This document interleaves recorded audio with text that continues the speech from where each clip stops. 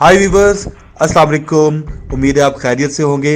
Viewers, आपने Everest movie का वो सीन तो देखा होगा जिसमें न्यूजीलैंड के गाइड और माउंटेनियर एंडी हैरिस के दिमाग में अचानक हिजानी ख्यालात आने लगते हैं और वो अपने कपड़े और गियर सब उतार फेंकता है और मौत को गले लगा लेता है।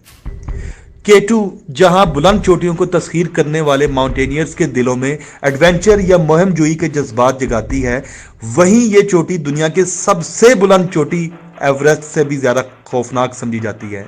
इस चोटी को सर करने की जुस्तजू करने वाले हर 4 में से एक माउंटेनियर की डेथ हो जाती है। K2 पर डेथ रेट 29% है, जबकि इसके बरक्स दुनिया की सबसे बुलंद चोटी एवरेस्ट पर यही शरह 4% है। एक्सपर्ट्स के मुताबिक ह्यूमन बॉडी सी लेवल से 2100 मीटर तक की हाइट पर रहने के लिए बनी है और इससे ज्यादा हाइट पर ह्यूमन बॉडी में ऑक्सीजन की सैचुरेशन तेजी से कम होना शुरू हो जाती है और जिस्म में नेगेटिव इफेक्ट्स होना शुरू हो जाते हैं। एक्सपर्ट्स के मुताबिक ऐसे हाइटेड माउंटेन्स पर जाने से पहले माउंटेनियर्स कई हफ्तों तक एक्लिमेटाइजेशन यानी बॉडी को एनवायरनमेंट के साथ हार्मोनाइज करने का अमल करते हैं ताकि उनका ब्रेन ऑक्सीजन की सप्लाई के मुताबिक आहिस्ता आहिस्ता माहौल के हिसाब से काम करने लगे। माउंटेनियरिंग एक्सपर्ट्स के मुताबिक K2 पर अमूमन कैंप 1 जो कि 6000 मीटर्स की बुलंदी पर वाक़या है, उसके बाद माउंटेनियर्स डेंजर जोन में दाखिल हो जाते हैं और उनमें ऑक्सीजन की कमी के नेगेटिव इफेक्ट्स भी आना शुरू हो जाते हैं। अमूमन माउंटेनियर्स हेप यानी हाई एल्टीट्यूड पल्मोनरी एडिमा या हेस यानी हाई एल्टीट्यूड सेरेब्रल एडिमा का शिकार हो जाते हैं, जो ज्यादातर डेथ्स की वजह बनता है। हाइपोक्सिया यानी ऑक्सीजन की कमी के साथ पल्स रेट तेज हो जाता है, ब्लड क्लॉट करने लगता है और पैरालिसिस का खतरा बढ़ जाता है। ज्यादा खराब हालत में माउंटेनियर्स के लंग्स में पानी भर जाता है और वो हेस यानी हाई एल्टीट्यूड सेरेब्रल एडिमा का शिकार हो सकते हैं। उन्हें ब्लड के साथ या उसके बगैर खांसी आने लगती है और उनका रेस्पिरेटरी सिस्टम बुरी तरह मुतासिर होता है। ऐसी हालत में बेशतर माउंटेनियर्स का दिमाग काम करना छोड़ देता है, उनमें सोचने समझने की सलाहियत खत्म हो जाती है, उन्हें हेल्यूसिनेशन यानी अजीब हिजानी ख्यालात आते हैं और वो फिर वही करते हैं जो एवरेस्ट फिल्म में एंडी हैरिस ने किया।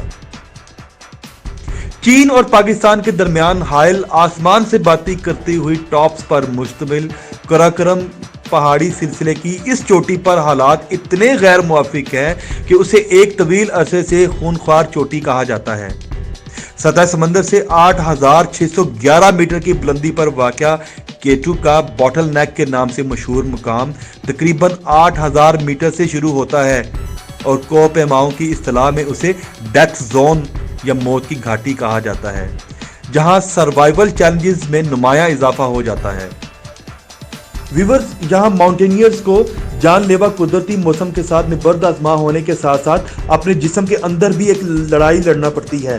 डेथ जोन में जहाँ एक गलत कदम का मतलब हजारों फीट गहरी खाई या ग्लेशियर में गिरकर मौत को गले लगाने के मुतरादिफ है, वहीं इस ऊंचाई पर ऑक्सीजन की मजीद कमी से संगीन असरात रूनुमा होते हैं और इंसानी दिमाग का जिस्म पर कंट्रोल खत्म हो जाता है और जिस्म मफलूज हो जाता है।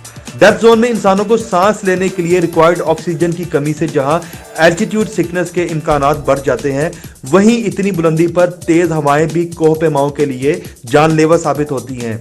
यहाँ पर इंतहाई कम दर्जा हरारत भी जिस्म के किसी भी हिस्से में फ्रॉस्ट बाइट का बायस बन सकता है। इतनी बुलंदी पर इंसानी जिस्म को पेश आने वाले तिब्बी मसाइल के हवाले से की गई रिसर्च के मुताबिक यहाँ तक चढ़ने वाले कोहपेमा सेरेब्रल एडिमा, रेटिना हेमरेज, शदीद सर दर्द, मतली, हेल्यूसिनेशन या नज़र का धोखा वगैरह जैसे तिब्बी हालात से भी दो चार हो सकते हैं। डेथ जोन में गलती की कोई गुंजाइश नहीं होती और यहाँ आप स्पेसिफाइड लिमिट से ज़्यादा टाइम नहीं गुजार सकते हैं और यहाँ नींद या ज़्यादा देर रुकने का मतलब मौत है।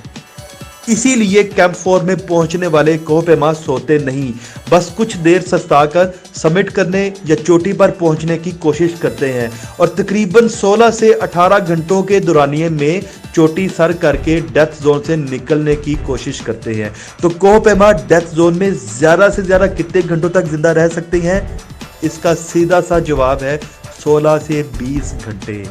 کوہ پیماؤں کو خصوصی ہدایت کی جاتی ہے کہ وہ ڈیتھ زون میں زیادہ وقت نہ گزاریں۔ اپنا اور اپنے عزیزوں کا خیال رکھیے گا۔ ویڈیو پسند آئے لائک کریں، چینل سبسکرائب کریں اور شیئر ضرور کریں۔ شکریہ۔